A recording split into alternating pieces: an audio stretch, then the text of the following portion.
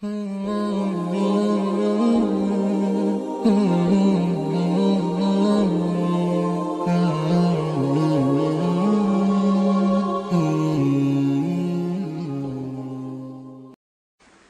ya Rasululloh. Sizni hayotingizda juda ko'p qismidan bexabar bo'lgan bo'lsak, uzr.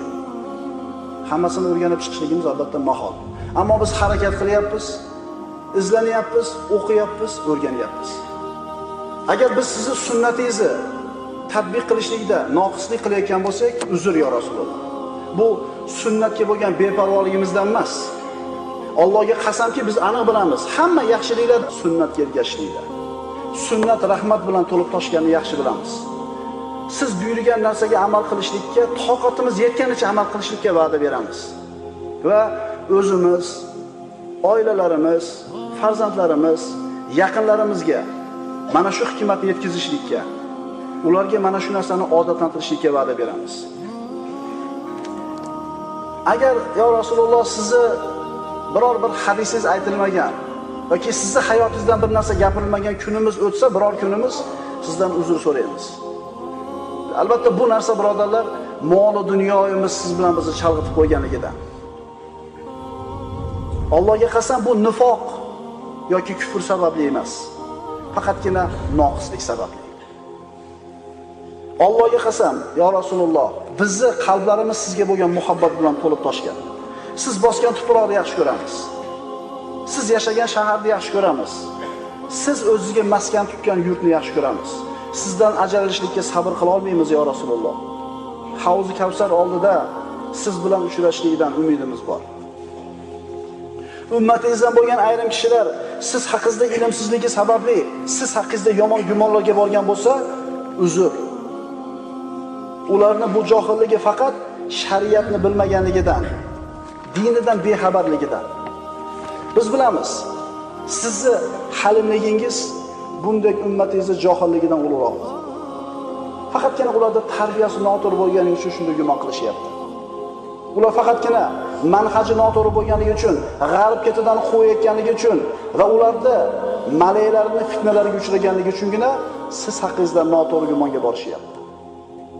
Kim saodatli-yu, kim baxtsiz? Kim hovuz oldida siz tomonidan kutib olinadi-yu, kim haydaladi? Ana shu kunda bilib olishadi.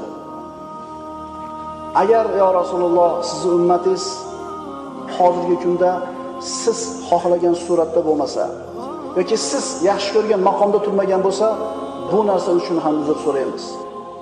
Bu faqatgina to'planib qolgan narsa va ajdodlarning qolgan xatolarining natijasi. Ammo endi biz to'g'ri yo'lga qaytyapmiz. Islomiy da'vat yana yangitdan yarqirab gullab yashnaydi.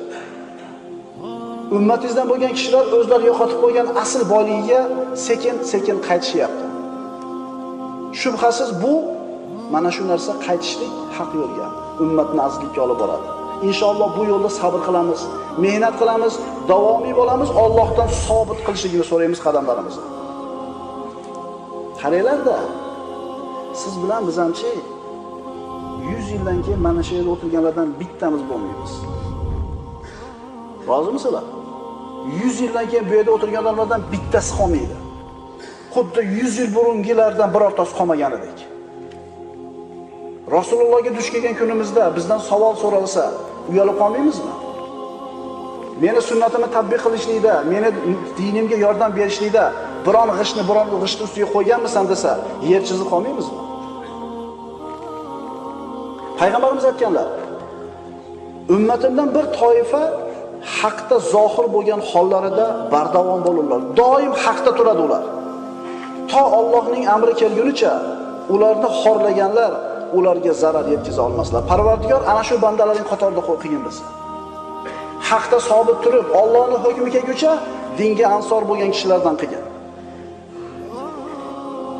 Albatta ya Rasululloh, biz siz qilgan ishni, sahobalaringiz qilgan ishni qila olmaymiz, qila olmayapmiz, ammo umidimiz bor. Chunki siz bizni ishontirib aytgansiz, annal mar'a yuhsharu ma'a man ahabba. Kishi o'zi yaxshi ko'rganlari bilan qiyomatda birga tiriladi degansiz. Biz sizni yaxshi ko'ramiz, sahobalarimizni yaxshi ko'ramiz. Garchi amalimiz yetmasa ham, sizlarni qatorlarda bo'lishidan umidimiz bor. Alloh taolo kamchiliklarimizni kechirishini, ayblarimizni berkishini, xatolarimizni avf qilishini, darajalarimizni ko'tarishini va Alloh ularga iymon qilgan kishilar, nabiylar, siddiqlar, shahidlar, solih bandalar qatorida qilishini so'raymiz.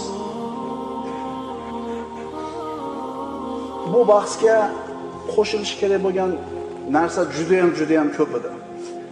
Ammo takror bo'lib qolishidan qo'rqib yoki cho'zilib ketishidan qo'rqib qo'sha olmadik. Ko'p narsa. Biz basharmiz. Xato qilishlik basharning tabiatida bor narsa. Bu bahsimizni Imom Shofiyning bir ajib so'zi bilan yakunlaymiz. Imom Shofiy o'zini risolasini tugatib 80 marta tekshirib o'qib chiqqan. Xato kamchiligini har o'qiganda bir narsani tuzatgan. Har o'qiganda bir narsani tuzatgan.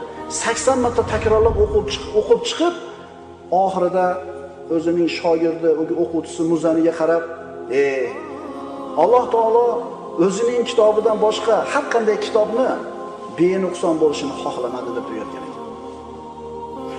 Albatta bu bahsda nuqson kamchiliklar bor. Alloh taologa istig'for etamiz. Ammo bu Payg'ambar alayhisalomni o'zini ummatiga tanishlikdagi qilingan kichkinagina bir harakat edi. Alloh subhanahu va taolo mana shu darslarda aytilgan, o'qilgan hikmatlarga amal qilishlikni hammamizga nasib qilgan bo'lsin. Xato kamchiliklarni o'zi avf qilsin va Payg'ambarimiz sollallohu alayhi vasallamning suhbatida bo'ladigan solih bandalar qatorida qilgan bo'lsin. Aqulu qawli hada va astagfirulloh li va lakum. Assalomu alaykum va rahmatullohi va barakatuh.